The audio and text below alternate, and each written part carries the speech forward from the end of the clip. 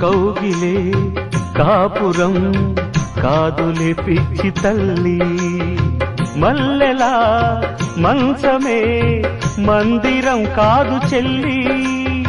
తేనెతో దాహము తీర్చదే నాడు పెళ్ళి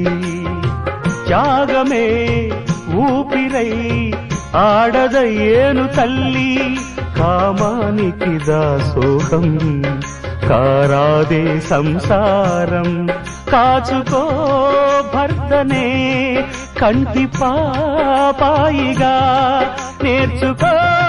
ప్రేమనే సంటి పాపాయిగా మన్నించేది మనసిచ్చేది మగడే సోదరి సంసారం